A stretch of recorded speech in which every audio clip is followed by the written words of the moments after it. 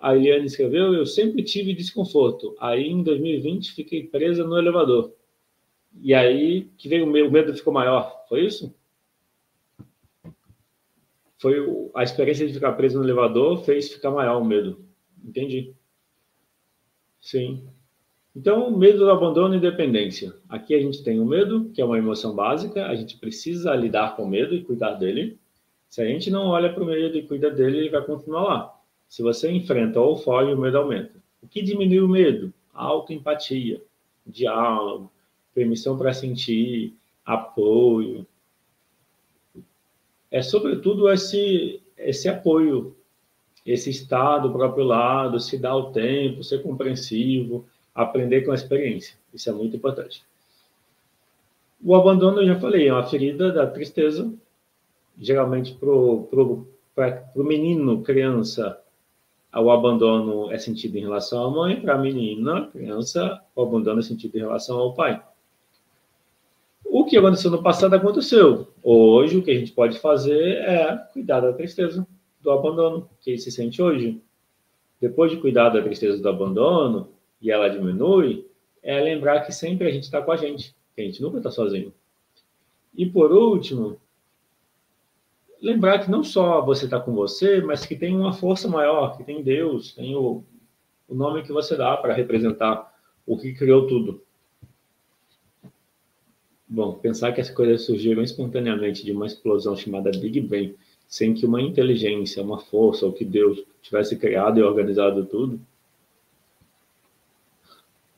é uma escolha, ok? Mas alguma coisa dá ordem. Essa alguma coisa, ou alguma inteligência, ou força, é o que dá essa organização de tudo que existe.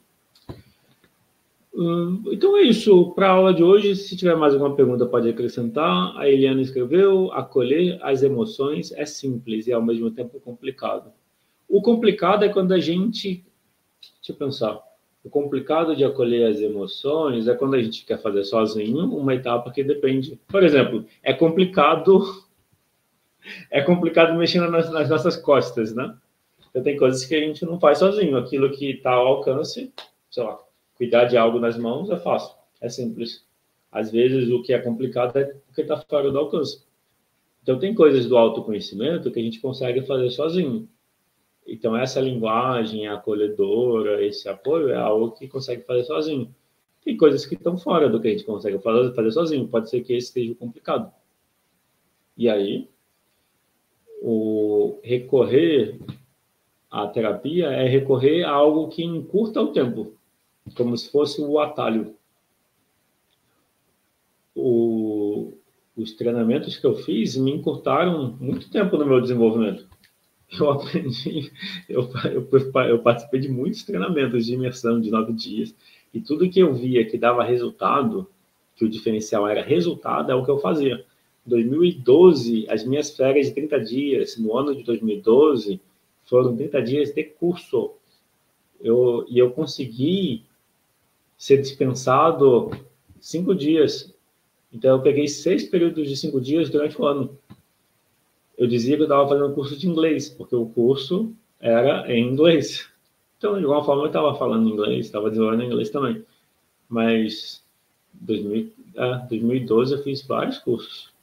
O trainer em programação neurolinguística, o master em programação neurolinguística foi em 2012. Eu fiz uma formação que usava a PNL e a constelação familiar e outras terapias como forma de atendimento dentro de um processo de 10 sessões. E aí eu fiz o nível practitioner e na sequência eu fiz isso 9 dias cada, 9 dias, 10, 12 horas por dia. Então, numa semana eu fiz o nível professional, passou uma semana, na seguinte fiz o nível master. Isso em 2012. E vários outros treinamentos. As minhas férias de 2012 foram todas voltadas para fazer 6 desses treinamentos de imersão. E sempre o meu foco era me trabalhar. Então, quando eu perguntava ao voluntário para fazer tal técnica, eu já escolhia qual que era a técnica mais impactante. E aí eu era o voluntário para fazer a técnica.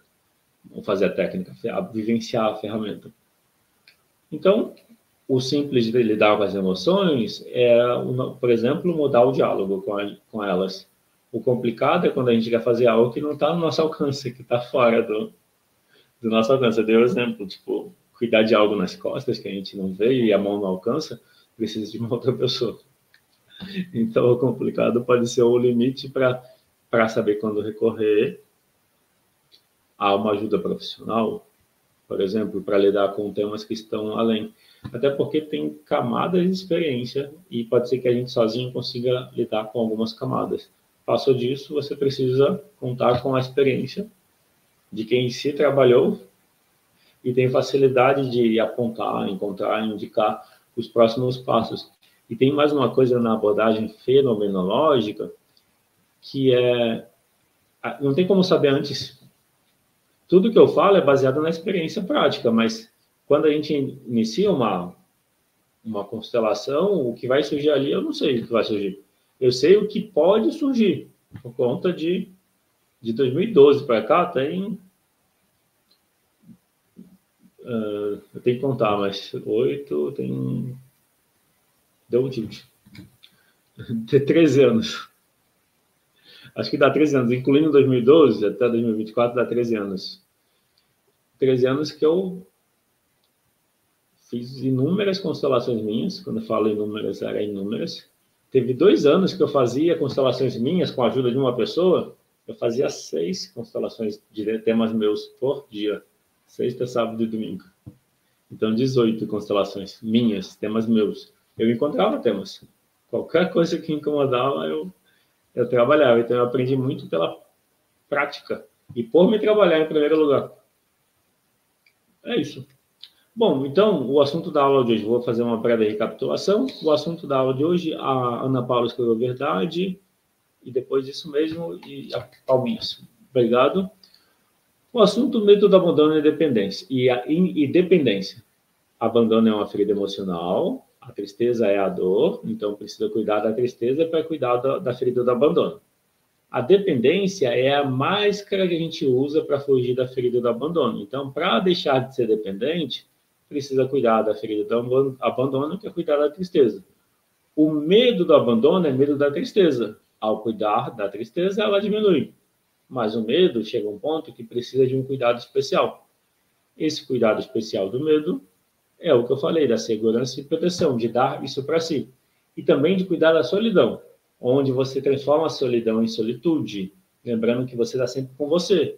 E, adicionalmente, você pode se conectar com o que você acredita. Por exemplo, com Deus. E é isso. Bom, completamos a aula de hoje. Obrigado por ter participado e assistido.